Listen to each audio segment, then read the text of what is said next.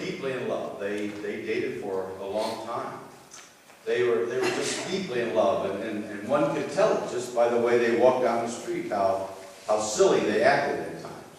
You know, that silly kind of goo-goo kind of, but you could tell that they deeply loved each other. Something more than each of them, but something they found in each other. It was a few years later that I ran into them again. Then they were not getting along so well. He found out that she liked the football team from up north that he was not supportive of, and she didn't particularly care for the scarlet and gray that he was for. And they discovered that one was a Democrat and one was a Republican, and they began to argue all the time. I wanted to share with them that there's got to be, where's the deeper thing that brought you together? But sometimes it's the little things after being together for a while that we discover that irritates us. But I'm assuming, we should assume that those are cute little things about each of us. You know?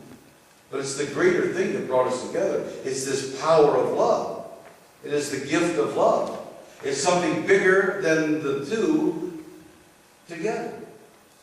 And you have to rediscover that, or they will not stay together. Now, Howard and Hortense are just fictitious names, of course, because I tried to pick up two names that nobody in this congregation had. I don't think there's a Howard or a Hortense in our church. But it's kind of what Paul was saying to the congregation at Thessalonians. One of the things we hear about you is that you get along and you love each other. And that you're working side by side. You've overcome a lot of adversities. Now surely not everybody in that church agreed. They didn't watch the same TV programs. They didn't probably vote for the same political party. They probably were even at odds on some social issues. But what held them together was their faith, their belief in God.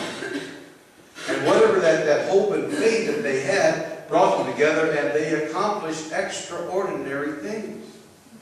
That people clear out in Achaia, that'd be Pussy Ridge, down on the river, Ohio River. Or Macedonia. Could be that state up north. I don't know where. But it doesn't matter the names. But people have heard about you and how you get along and what you have accomplished. What great things that we have done together. I wanted to highlight, if you will, the spotlight. This first few verses that really got to me. I want you to hear them again. We continually remember before our God and Father your work, which was produced by faith. You hear that? Your labor together, which was prompted by love. And your endurance that was inspired by hope in our Lord and Savior, Jesus Christ. That's the mark of a vital church these days. That people may know who you are by who owns you, so to speak, who sets your vision, and what allows us to get along together as different we are in so many ways. But that this faith helps to see the more commonness about us, the more what we have in common. We're good people, great people. We're inspired by faith. And if we covet the name of Christ, it brings us together. It is amazing.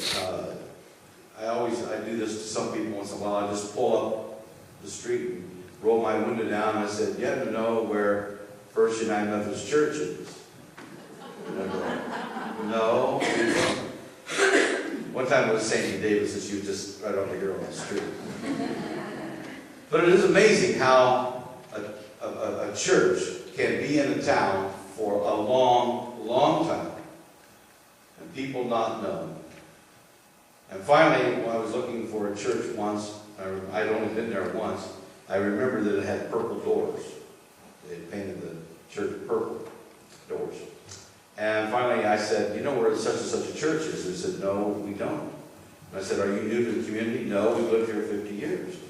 And I said, "Well, you don't know where this church is?" And he went, "No." I said, "Oh, it has purple doors."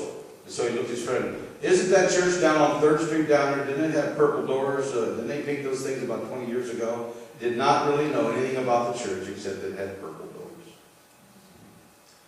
Paul is saying, what we know about you has spread. And what we know about you is that you've come together in faith. And that your hope in Christ has brought us together to do extraordinary things. I know that we're known in New York City. Would you believe that?